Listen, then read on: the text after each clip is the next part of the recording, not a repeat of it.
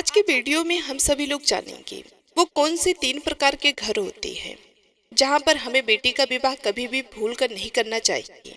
एक दिन की बात है, माता लक्ष्मी और भगवान श्री हरि विष्णु बैकुंठ धाम में विश्राम कर रहे थे। तभी माता लक्ष्मी कहती है कि हे प्रभु, आज मेरे मन में 3 प्रश्न उठे हैं, कृपया करें और मेरे मन की आशंका को दूर करें।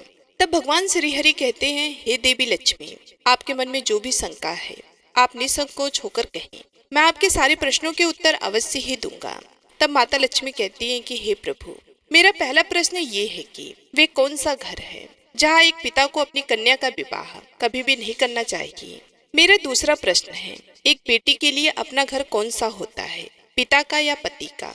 और मेरा तीसरा प्रश्न है, कौन से घर में बेटी का विवाह कर देने से उसका जीवन हमेशा के लिए यातनाओं से भरा रहता है और पुत्री सहित पिता को भी कष्ट भोगने पड़ते हैं। दोस्तों, भगवान श्री हरि मुस्कुराते हुए बोले, हे देवी, आपने अत्यंत महत्वपूर्ण प्रश्न किया है, क्योंकि एक पुत्री के लिए पिता के लिए संसार का सबसे मूल्यवान गहना होता है, जो अपने हृदय पर पहाड़ जैसा पत्थर रखकर पराये पुरुष को कन्यादान करता है।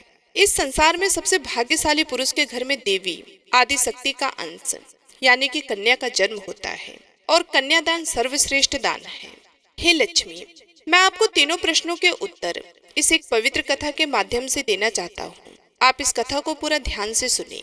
जो भी मनुष्य इस कथा का श्रवण तथा प्रचार प्रसार करता है, उसके सारे पाप कष्ट नष्ट हो जाते हैं। उस मनुष्य को मृत्यु के बाद अक्षय लोक की प्राप्ति हो जाती है। दोस्तों, माता लक्ष्मी कहती है कि हे प्रभु, मैं इस पवित्र कथा को पूरा ध्यान से सुनूंगी और मानव कल्याण हेतु प्रसार भी करूंगी। भगवान श्री हरि कहते हैं, हे लक्ष्मी, एक समय की बात है, मध्य देश में एक गरीब किसान अपने पत्नी और बेटी के साथ रहता था। उसके घर में जब बेटी का जन्म हुआ तो वे बहुत खुश हो गए थे। वह किसान अपनी पत्नी से और बेटी से बहुत ज्यादा प्रेम करता था। वे तीनों भगवान श्री नारायण के बड़े भक्त थे। रोजाना तुलसी को जल देना, पूजा पाठ करना, यह उनका नित्य का काम था। किसान की बेटी अपने माँ बाप के साथ साथ वे भी नारायण भक्ति में लीन थी। किसान की पत्नी और बेटी बहुत ही गुणवान, रूपवान और संस्कारी थी। भगवान श्री हरि कहते हैं, हे लक्ष्मी, किसान अत्यंत गरीब होने के कारण नगर के एक व्यापारी सेठ के पास खेती के काम करने के लिए जाया करता था। उस सेठ का भी स्वभाव बहुत अच्छा था। वह किसान कई सालों से उनके यहाँ पर काम करता था। उस किसान की बेटी हर दिन अपने पिता के लिए घर से दोपहर का भोजन लेकर उस सेठ के खेत में जाती थी। ये सिलसिला कई सालों तक चलता रहा। वह हर दिन अपने पिता का भोजन बनाकर खेत में ले जाती थी। वह सेठ हर दिन उसकी बेटी को देखता था और उस पर नजर रखता था। इस तरह कई और साल बीत गए। फिर किसान की बेटी जवान हो गई। हर दिन की तरह किसान की बेटी खाना लेकर खेत में आई थी। उस दिन किसान और सेठ साथ में बैठकर खेती के कामों के बारे में चर्चा कर रहे थे। जब सेठ की नजर उस लड़की पर पड़ी तो उसकी सुंदरता और संस्कारों को देखकर वह मोह जाल में पड़ गया। उसके मन में ख्याल आया कि क्यों ना मैं इस लड़की को अपनी बहू बना लूं। थोड़ी देर के बाद किसान की बेटी वहां से चली गई। तब सेठ ने अपने मन की गुप्त बात किसान से कह डाली और बोला कि हे भाई, तुम बहुत दिनों से मेरे यहाँ काम करते हो, लेकिन मैंने तुमसे आज तक कुछ भी नहीं मांगा। किंतु अगर तुम बुरा ना मानो तो क्या तुम अपनी बेटी का विवाह मेरे बेटे के साथ कर दोगे?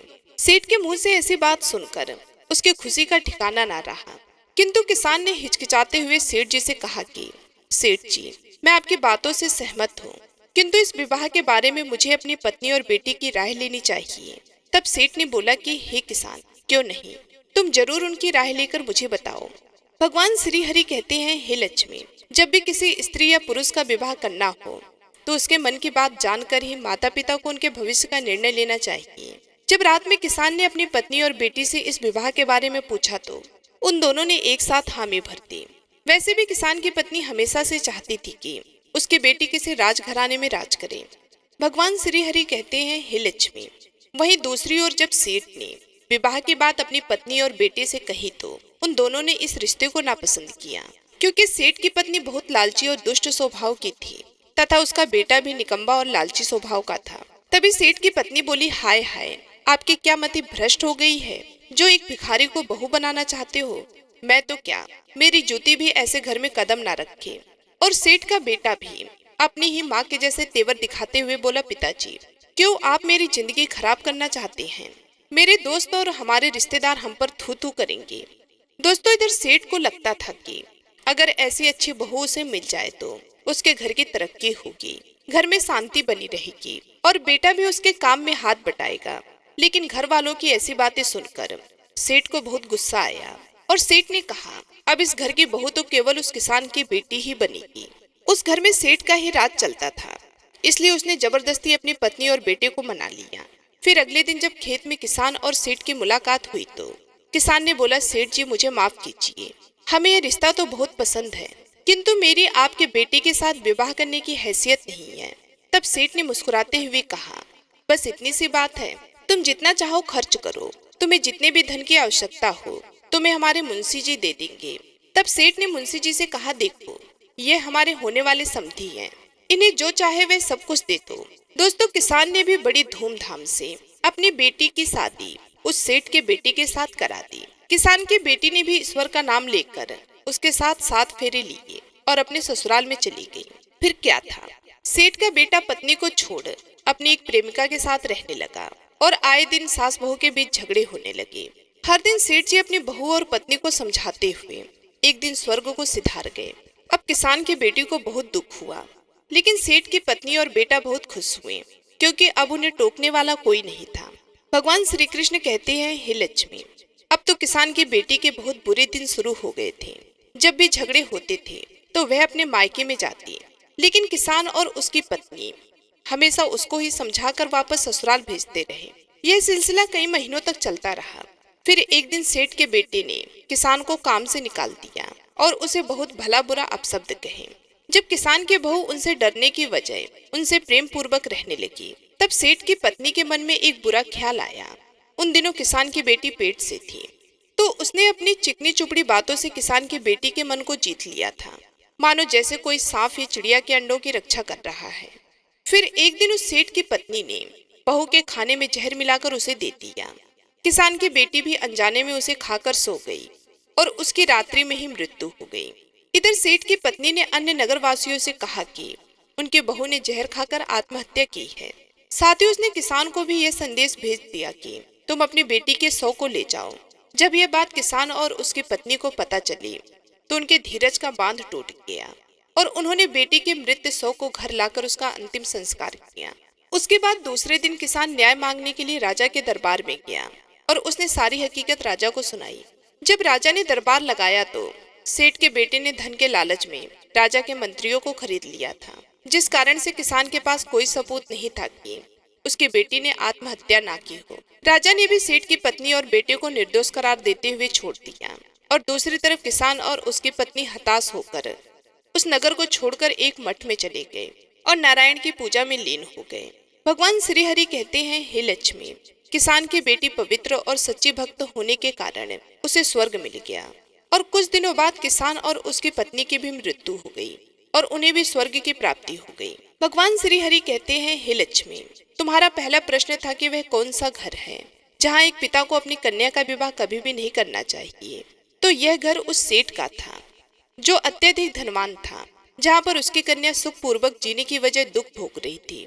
इसलिए किसी भी पिता को अपनी कन्या का तथा भाई को अपनी बहन का विवाह ऐसे घर में नहीं करना चाहिए जिस घर में पुत्र वधू को मान सम्मान न मिलता हो, उसके साथ प्रेम पूर्वक व्यवहार न किया जाए, उसके साथ केवल एक कसाई के दाव पर बधी हुई गाय के जैसे व्यवहार किया जाए, जिसके मन में हर क्षण तड़पाने वाली मृत्यु का भय हो। दूसरी बात, अगर स्त्री पुरुष एक दूसरे को पसंद ना करते हो तो ऐसा विवाह दोनों के जीवन को बर्बाद कर देता है। तीसरी बात, जिस पुरुष के साथ कन्या का विवाह होने वाला हो वह उसके योग्य हो, उसे हर समय एक जिम्मेदारी से संभाल कर रखें, उसके मन को जीत कर उससे ही प्रेम करें। जब भी किसी के लिए रिश्ते देखने जाएं तो वे बहुत दूर के ना हो, ना ही अति नजदीकी हो। कभी मामा के यहाँ बुआ के घर नाता नहीं जोड़ना चाहिए, इससे वाद विवाद तो होते ही हैं, लेकिन समान वंश होने के कारण संतान मंद या शारीरिक विकलांग भी हो सकती है। अपनी कन्या का रिश्ता अन्य दूर प्रदेश में कभी भी नहीं करना चाहिए, क्योंकि उसके बुरे हालात में उसे पिता या भाई की ओर से कोई मदद नहीं मिलती। हे लक्ष्मी, चौथी बात है, किसी पिता को कन्या, भाई को बहन का रिश्ता कभी भी अति धनवान घर में या अति गरीब घर में नहीं करना चाहिए। धनवान लोग उस स्त्री के साथ दासी के समान व्यवहार करते हैं और उसके माता पिता को भी सम्मान नहीं मिलता है, तथा अति गरीब घर में विवाह करने से उसे हमेशा अपनी जरूरतों को पूरा करने के लिए अपने पिता या भाई के सहारे की जरूरत पड़ती है। जब भी रिश्तों की बात होती है तो हमेशा उनके कुल और वंश को देखना आवश्यक होता है। अन्य कुल में विवाह होने से समाज में प्रतिष्ठा कम हो जाती है और लोग हीन भावना से देखते हैं। साथ ही उस स्त्री को भी कई परेशानियों का सामना करना पड़ता है। दोस्तों, श्री हरि कहते हैं, हे लक्ष्मी, आपका दूसरा प्रश्न था कि एक बेटी के लिए अपना घर कौन सा होता है, पिता का या फिर पति का। तो शास्त्रों के अनुसार स्त्री का घर उसके पति का ही होता है। चाहे सुख हो या दुख, पति पत्नी को हमेशा साथ रहना चाहिए और हर हालत में एक दूसरे का साथ देना चाहिए, जैसे कि हमारी राम सीता की जोड़ी थी। और आपका तीसरा प्रश्न था कि कौन से घर में बेटी की शादी कर देने से उसका जीवन हमेशा के लिए यातनाओं से भरा रहता है और कन्या सहित पिता को भी कष्ट भोगने पड़ते हैं। तो जिस घर में स्त्री को सम्मान ना दिया जाता हो, उसके साथ हमेशा ही तुच्छ प्रकार का अभद्र व्यवहार किया जाता हो, या जिस घर में स्त्री पर पुरुषों से हाथ उठाया जाता हो या उसे अपशब्द बोले जाते हो, ऐसे घर में स्त्री का विवाह कभी भी नहीं करना चाहिए। हे लक्ष्मी, अब मैंने आपके सारे प्रश्नों के उत्तर दिए हैं। तब माता लक्ष्मी कहती हैं, हे प्रभु, जिस घर में स्त्री के साथ दुर्व्यवहार किया जाता है उस घर से लक्ष्मी रुष्ट होकर चली जाती है। ऐसे घर में धन की हानि होती रहती है और घर गरीबी में चला जाता है। साथ ही जो पुरुष स्त्री पर हाथ उठाता है उसे भी ब्रह्म हत्या का पाप लगता है। तो दोस्तों, उम्मीद करती हूँ आज की ये कहानी और ये जानकारी आप सभी लोगों को बेहद ही पसंद आई होगी। यदि हमारी वीडियो आप सभी लोगों को अच्छी लगी तो वीडियो को लाइक करके चैनल को सब्सक्राइब कर लें और कमेंट बॉक्स में जय लक्ष्मी नारायण जय श्री कृष्ण जरूर लिखें।